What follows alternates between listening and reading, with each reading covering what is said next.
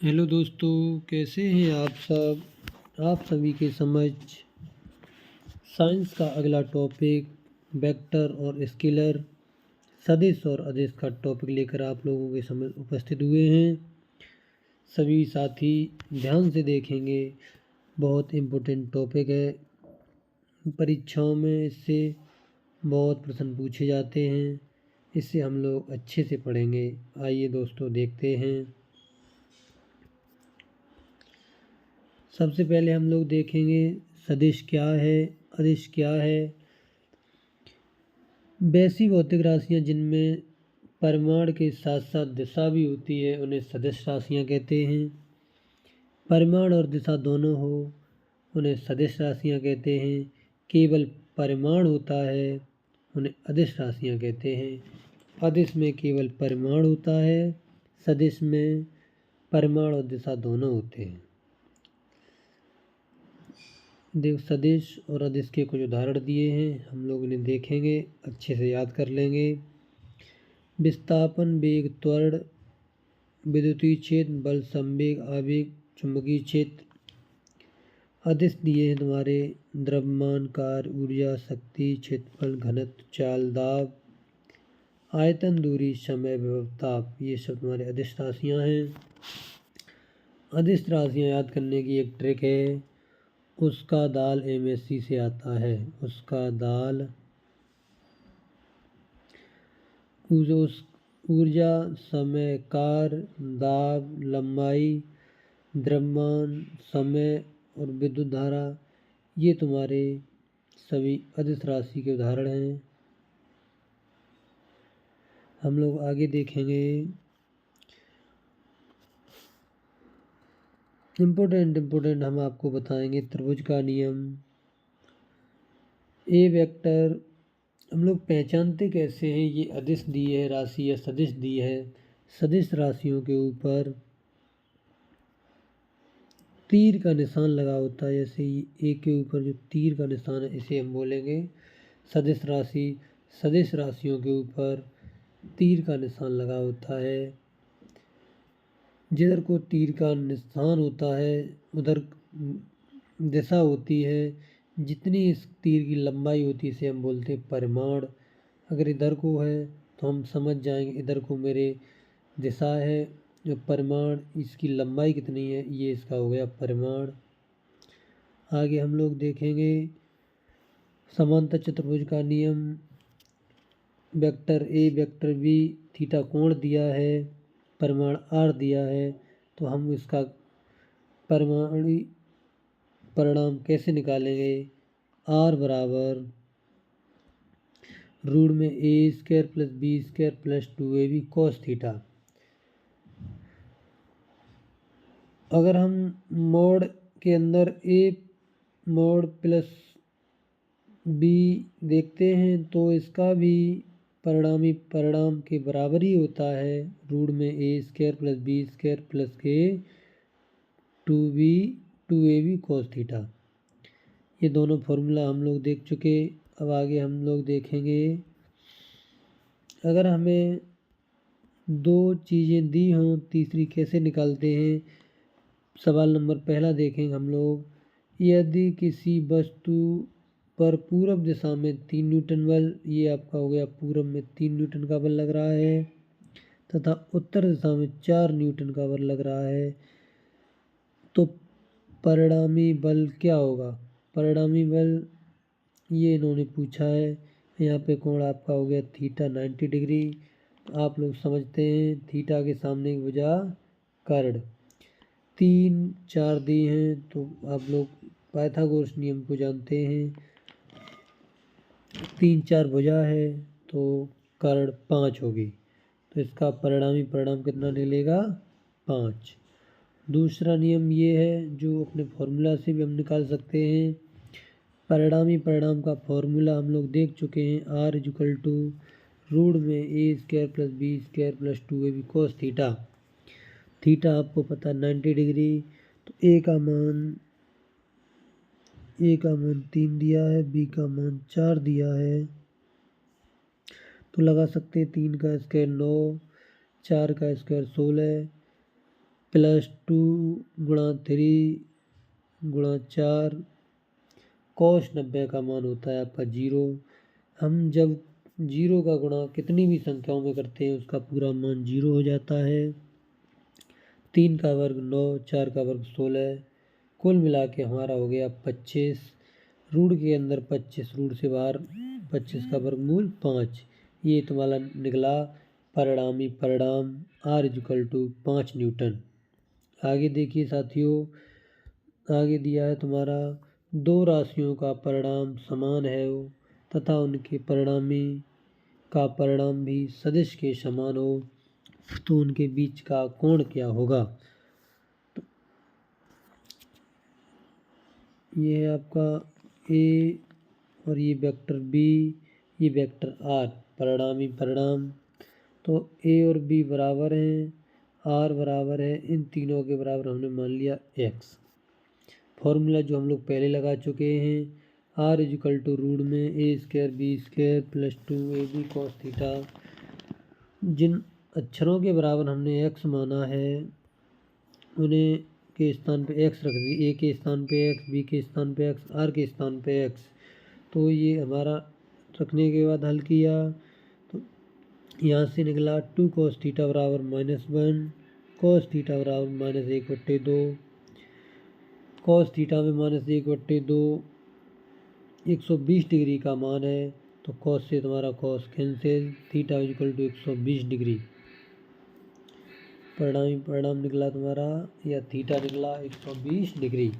आगे देखेंगे साथियों, ये बहुत कठिन टॉपिक है इसलिए आप लोगों को समझने में प्रॉब्लम हो रही होगी। आप लोग ध्यान से पढ़ें, आपको अवश्य समझ में आएगा। अब एक बार ये आप मान देख सकते हैं, 0, 30, 45, 60, 90 साइन और कॉस के मान दिए हैं।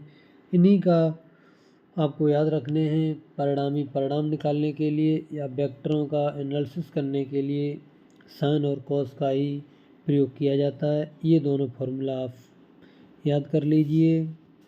साइन और कॉस के साइन 0 0, साइन 30 1/2, साइन 45 1/√2, साइन 60 1/√3/2। ऐसे ही आपके कॉस के उल्टे मान साइन के होते हैं। एक यहाँ पे ले आओ, इसे यहाँ ले आओ, इसे यहाँ और 0 को 90 पे उल्टे कर दिए जाते हैं। 90 वाले को 0 पे ले आते हैं, 0 वाले को 90 को। साइन और कॉस के मान विपरीत हो जाते हैं। अब हम लोग देखेंगे वेक्टर ए प्लस वेक्टर बी बराबर वेक्टर ए माइनस वेक्टर बी मॉड और बोथ साइड। दोस्तों देखेंगे ये क्या है, कैसे जोड़ते हैं, एक बार हम लोग अच्छे से देखेंगे। मॉड के अंदर वेक्टर ए प्लस वेक्टर बी बराबर मॉड के अंदर वेक्टर ए माइनस वेक्टर बी। इनका परिणाम बराबर कैसे निकलता है वो आप लोग एक बार देखेंगे। बात ये है कि cos 90 का प्रयोग जब हम करते हैं तो cos 90 का मान होता है 0। जब cos 90 का मान 0 होता है तो हमारे जो cos के साथ दिए हैं, चाहे वो नकारात्मक दिए हों चाहे सकारात्मक दिए हों, वो पूरे 0 हो जाता है। ये है अपना पूरा मल्टीप्लाई के बाद 0, यहाँ भी पूरा 0। तो बचा a² + b², रूट के अंदर a² + b², इसलिए ये दोनों बराबर होते हैं। यहाँ से आप लोग समझ गए होंगे। अब 2ab हम लोग इन्हें हटा दें यहाँ से तो 2ab cos थीटा बराबर -2ab cos थीटा। इन्हें हम एक तरफ लाएंगे, माइनस के प्लस के हो जाएंगे। 2ab cos theta + 2ab cos theta तो 4ab cos थीटा, इधर 0, cos थीटा बराबर 0/4a। किसी भी संख्या का 0 में भाग लगाते हैं तो आंसर 0 आता है। cos थीटा बराबर 0, cos थीटा बराबर cos 90, cos से cos कट जाएगा तुम्हारा, थीटा बराबर 90 डिग्री। यहाँ तक किसी को कोई प्रॉब्लम नहीं होगी, इसलिए मॉड के अंदर बराबर है। आगे देखेंगे परिणामी परिणाम हम लोग पहले देख चुके हैं, यहाँ तक हम पहले देख चुके हैं। वही सवाल जो हम लोग पहले कर चुके हैं एक बार फिर देखेंगे। उन्होंने पूछा है, अगर किसी वस्तु पर 3 न्यूटन और 4 न्यूटन का बल आरोपित हो रहा हो तो निम्न में से कौन सा परिणामी का परिणाम नहीं हो सकता। परिणामी का परिणाम एक बार अधिकतम और एक बार न्यूनतम निकालते हैं, उनके बीच के सारे परिणाम हो सकते हैं, उससे अधिक या उससे कम परिणामी परिणाम नहीं हो सकता है। आप लोग देखें तो आपके मान दिए हैं 3 न्यूटन और 4 न्यूटन। अगर हम इनको मैक्सिमम मान निकालेंगे तो इन दोनों को जोड़ देते हैं तो 4 और 3 7 हो जाएगा, और हम इनका मिनिमम मान निकालेंगे, इन दोनों को घटा देंगे, 4 में से 3 गए, 1 बचा। तो अब दोस्त आप लोग देख सकते हैं कि 1 और 7 के बीच में जितने भी मान हैं वो हमारे संभावित मान हो सकते हैं, इसके अलावा हमारे मान नहीं हो सकते। तो 1 और 7 के बीच में 2 भी है, 5 भी है, 6 भी है, लेकिन 8 1 और 7 के बीच में नहीं है, तो यही आपका परिणामी का परिणाम नहीं हो सकता है। हम लोग आगे देखेंगे। बहुत कठिन टॉपिक है, इससे दोस्तों अच्छे सवाल पूछे जाते हैं, बहुत सरल सवाल पूछे जाते हैं। लड़कों को ये भी नहीं पता रहता है कि एक्स अक्ष का परिणाम कैसे निकालते हैं, वाई अक्ष का कैसे निकालते हैं। तो हम आपको समकोणीय एकांक सदिश में एक्स का परिणाम, वाई अक्ष का परिणाम, जेड अक्ष का परिणाम तीनों बताएंगे। दोस्तों जो आई का गुणांक होता है वो एक्स अक्ष का परिणाम, जो वाई का गुणांक होता है, आई का गुणांक एक्स अक्ष का परिणाम, जे का गुणांक वाई अक्ष का परिणाम, के का गुणांक जेड अक्ष का परिणाम होता है। एक्स वाई जेड आई जे के क्रम से परिणाम निरूपित करते हैं। यहाँ से आप लोग समझ गए होंगे। तो ये दिया है व्यंजक आपको a equal to vector a equal to 3i plus 3j plus 5k। इसमें अगर आपसे पूछे कि ए का परिणाम क्या होगा, ए का परिणाम, तो आपको यहाँ से पता है कि आई का मान 3 धनात्मक, जे का गुणांक 8 धनात्मक, के का गुणांक 5 धनात्मक। तो परिणामी परिणाम आप लोग पीछे देख चुके हैं। परिणाम कैसे निकालते हैं, जितने भी दिए हैं एक्स अक्ष का परिणाम निकालने के लिए हम लोग रूट के अंदर x square plus y square plus z square से हम लोग परिणाम निकालते हैं। तो यहाँ से हम लोग देखेंगे एक्स का मान 3 का वर्ग 9,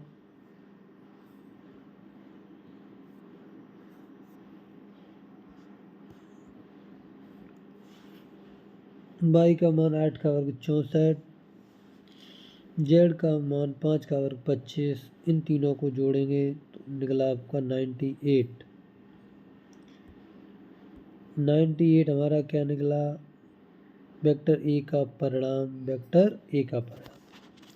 यही अगर हम दूसरा उदाहरण देखें तो दूसरा उदाहरण हमारे सामने दिया है कि vector v equal to 3i cap vector plus 9j vector plus 5j vector. तो यहाँ पे भी एक्स अक्ष का मान आई का गुणांक, जे का गुणांक वाई का परिणाम, के का गुणांक जेड का परिणाम। तो आप लोग यहाँ से इन चीज़ों को समझ चुके। परिणाम पूछे तो इसका भी निकाल देंगे, 9 प्लस 81 प्लस 25, तीनों का योग कर देंगे और रूट के अंदर लिख देंगे 10 5 15 की 5 हासिल 1 11 115। परिणामी परिणाम निकलेगा 115। सदिशों का अदिश गुणनफल। अब हम लोग MCQ प्रश्न देखेंगे। MCQ प्रश्न आप लोगों को अच्छे से देखने हैं। सबसे पहले आपको पूछा है अदिश राशि का उदाहरण क्या है। एक बात हम आप लोगों को बता दें, जिनमें पहला अक्षर वह होता है वो संख्या अधिकतर सदिश राशि होती हैं। तो यहाँ से आप लोग देखेंगे बल आपका सदिश है, त्वरण आपका सदिश है, संवेग आपका सदिश है। तो अदिश क्या बचा आपका, तापमान आपका अदिश हो गया। अदिश के लिए एक ट्रिक भी है हमारे पास, वो आप लोग देखेंगे। हम अभी आपको लिख के दिखाते हैं, आप लोग देखेंगे और सुनेंगे। अदिश की ट्रिक है उसका दाल MSC से आता है, उसका दाल MSC से आता है। उस ऊ से ऊर्जा, सा से समय, का से कार्य, दा से दाब, ला से लंबाई, एम से मास मतलब द्रव्यमान, एस से आपका हो जाएगा स्पीड चाल, सी से करंट यानी धारा। ये आपके अदिश राशियों के उदाहरण हैं।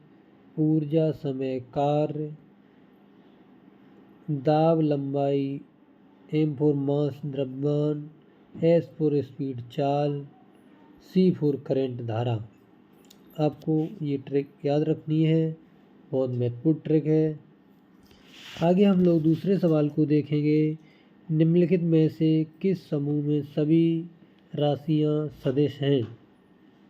सदिश राशियां अभी हमने आपको बताई। जिन राशियों के आगे वा लगा होता है वो ज़्यादातर सदिश राशियां हैं। तो आप लोग देख सकते हैं यहाँ से वेग, त्वरण, बल ये सभी आपकी सदिश राशियां हैं।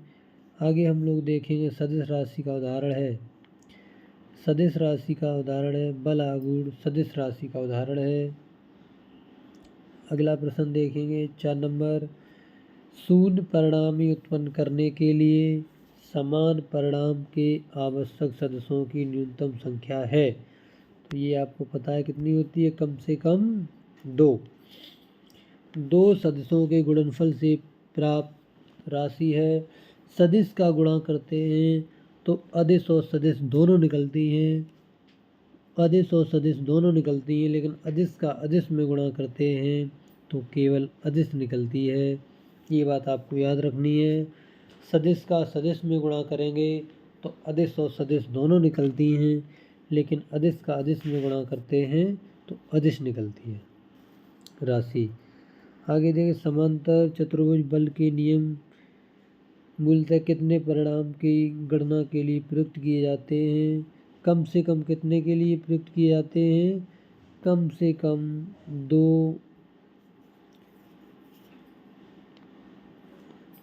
कम 2 युग्मों के लिए प्रयुक्त किए जाते हैं। अगला सवाल हम लोग देखेंगे 8 नंबर। किसी राशि का घटक होता है सदिश के परिमाण के बराबर या उससे कम। सदिश के परिमाण के बराबर या उससे कम। ये दोस्तों आज के आपके ऑब्जेक्टिव प्रश्न थे। हमने आपको बहुत अच्छे से बताया। सभी साथी तैयारी में लगन से लगे रहें। किसी भी समस्या की जानकारी के लिए आप लोग कमेंट कर सकते हैं। आज के लिए इतना ही। जय हिंद, जय भारत।